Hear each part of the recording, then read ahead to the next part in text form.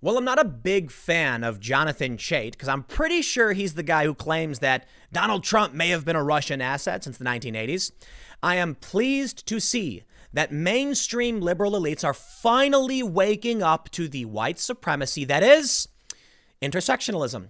That's right. I've said it before and I'll say it again. Woke SJW, anti-racists, whatever the word is literal white supremacy. But wait, before you say, Tim, what are you talking about? This is clearly the opposite of white supremacy. Why they call out white supremacy.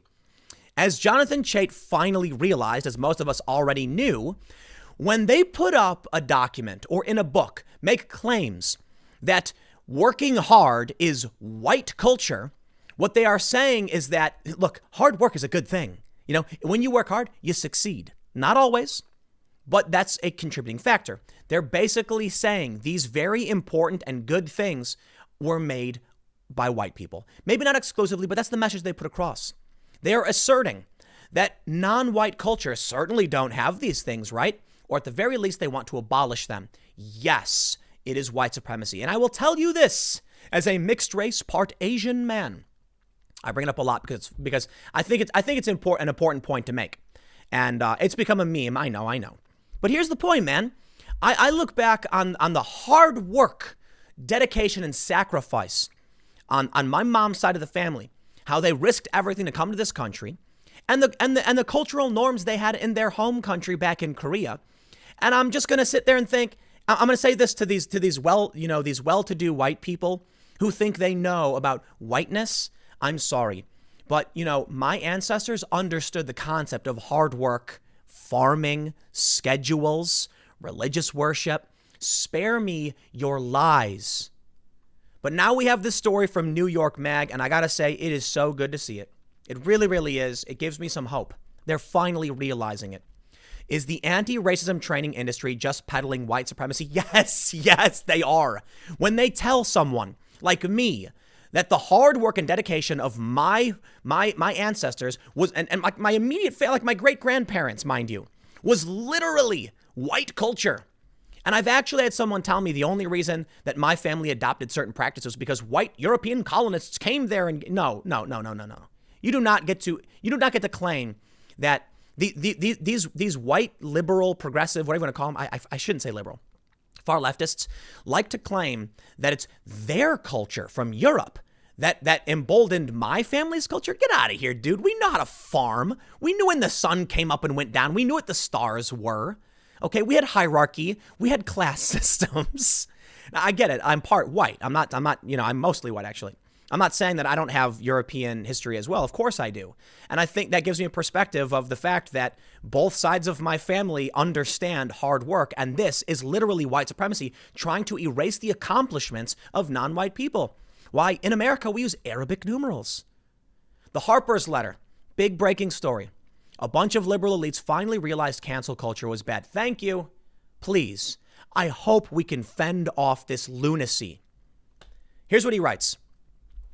There's an old syllogism used to describe desperate politicians. 1, we must do something. 2, this is something. 3, we must do this. In the wake of mass national demonstrations that followed George Floyd's murder, many white people, including leaders of businesses, schools, and nonprofit organizations, have grasped for some concrete step they can take to redress systemic racism. Then he mentions everyone went and bought white fragility. For those that are not fans of white fragility, I have some good news for you. He roasts this woman. What's her name? Robin DiAngelo. He absolutely roasts her, calling her out for just trying to grift to make a sweet 7-figure income off peddling literal white supremacy. He says, the anti-racism consulting industry does deserve both some sympathy and some credit. Its intention to prod white Americans into more awareness of their own racism is beneficent, and they're beneficent. And their premise that white people are often unaware of the degree of which racial privilege has enabled their success, which they can mistakenly attribute for merit and effort, is correct. American society is shot through with multiple overlapping systems of racial bias, from exposure to harmful pollution, to biased policing, to unequal access to education, to unemployment discrimination, that in combination sustain massive systemic inequality. Now, I agree with the degree to which he brings this up. I do believe race plays a role, mostly based on past injustices, and I believe the solutions today are class-based. But I do believe it's fair to say that there is going to be, on the surface, racial disparities in policing and things like and things like education. But the reality is class-based at this point. You know why? Systems were built a long time ago that were racist. I know this because my family experienced them. We dissolved those things. Now the solutions are class-based because the rules are, for the most part, equal. While there are still some racists, we've outlawed a lot of this stuff. It's illegal to do these things, like housing discrimination. It still happens, and that's why we continue to fight every day. But the solutions are certainly, at this point, about class. All right? Here's what he says. But the anti-racism trainers go beyond denying the myth of meritocracy to denying the role of individual merit altogether. Indeed, their teaching presents individuals as a racist myth. In their model, the individual is subsumed completely into racial identity. Thank you. Thank you for finally pointing this out. Even though this guy's got raging TDS, I appreciate calling this out. But he does go on to bring up, stories, notably like Jackie Robinson, making the apt point that Jackie Robinson wasn't the first person capable of playing in the major leagues. He was the first person allowed to play in the major leagues, but his skill, his talent, his personality played a role in this. It wasn't just all of a sudden white people said, we allow it. This is a guy who fought very hard and proved it. And coming together, when we as Americans came together and recognized freedom and equality, he was able to play. But he goes on to bring up that point I love so much. He says, the ideology of racism training industry is distinctly to the left of liberals. It collapses all identity into racial categories. Quote, it is crucial for white people to acknowledge and recognize our collective racial experience, writes D'Angelo, whose teachings often encourage the formation of racial affinity groups. This is what I've been saying for so long. Thank you. This is what D'Angelo is producing is white racial awakening, white racial identitarianism, not things America needs a resurgence of. He says, of course, D'Angelo's whites-only groups are not dreamed up in the same spirit as David Duke's. The problem is that at some point, the extremes begin to functionally resemble each other despite their mutual antipathy. I want to make it clear that when I compare the industry's conscious racialism to the far right, I am not accusing it of reverse racism or bias against white people. In some cases, its ideas literally replicate anti-black racism. Glenn Singleton, president of Courageous Conversations, a racial sensitivity training firm, tells Bergner that valuing, quote, written communication other forms is a hallmark of whiteness, as is scientific linear thinking, cause and effect. This is not some idiosyncratic oddball notion.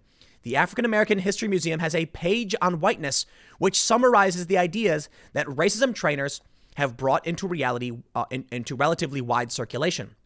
The museum's page summarizes what it calls white culture in this astonishing graphic. I don't have it pulled up, but I showed you the other day, where they basically say that, if you believe in critical thinking, hard work, saving for the future, why, that's whiteness. Then these activists call for abolishing it or shutting it down. That is to imply that minorities don't understand the concept of hard work. That is overt white supremacy. To go around thinking only white people believe in working hard is racist, okay? Isn't it easy to understand? Critical thinkers like we certainly get it. I know I'm sure there's a lot of people who aren't critical thinkers who are watching and are angry, by the way. Look at these. He says, white values include things like objective rational thinking, cause and effect, hard work, plan for the future, delayed gratification. He mentions the source of it. He says, it is not clear what Katz's field of study allowed her to establish such sweeping conclusions. He goes on to say, one way to think through these cultural generalizations is to measure them against its most prominent avatar for racial conflict, Donald Trump. How closely does he reflect so-called white values? The president hardly even pretends to believe that hard work is the key to success. Okay, I don't completely agree, but I do agree with the general sentiment. If you take a look at that graph where they claim that, critical thinking and hard work are white culture, let me tell you something. I know a ton of white people who refuse to work hard, and I can call out a group of people who don't understand the value of hard work. Dare I just say, the Baitswa? Antifa? Man, no better example than there's no better example of breaking this myth of like white fragility and the far left identitarianism than Antifa. White people who don't adhere to schedules, don't have jobs, don't work hard, don't save for the future, and just demand of others. That's why I really do appreciate the far left, these anti-fascists. You know why? The people in the street. Because they really do show us that it's about ideology and not about race. He does bring up, I want to see, here, check it out. He says, a quote from D'Angelo. Capitalism is so bound up with racism, I avoid critiquing capitalism. I don't need to give people reasons to dismiss me. But capitalism is dependent on equality, on an underclass. If the model is profit over everything else, you're not going to look at your policies to see what is most racially equitable. Parentheses, added by Jonathan Chait. Presumably, D'Angelo's ideal socialist economy would keep in place at least some well-paid professions, say diversity consultant, which earns her a comfortable 7-figure income. Bravo, good sir. Credit where credit is due. The guy's got Trump derangement syndrome, no doubt. But that was incredible. Call it out where it needs to be called out. You want to know why this makes me happy? Because I was very triggered, and I did this video calling out how they keep trying to claim that things that generate success are white culture. No, because I know a ton of people from my neighborhood who say, I don't know, joined gangs or overdosed and died. I also know some people from my neighborhood who are minorities who are now very famous and successful and wealthy. So spare me your lies about race. This, what he's pointing out, is correct. These racial diversity training things are literal white supremacists trying to claim that their culture is the better culture. Though they want to abolish it, sure, whatever. They have guilty consciences. But I'll wrap it up there. The main point of this segment is just to say, I'm glad the mainstream media is finally starting to call it out, perhaps giving me some hope for the future. Stick around. The next segment will be coming up tomorrow at 10 a.m. on this channel, and I will see you all then.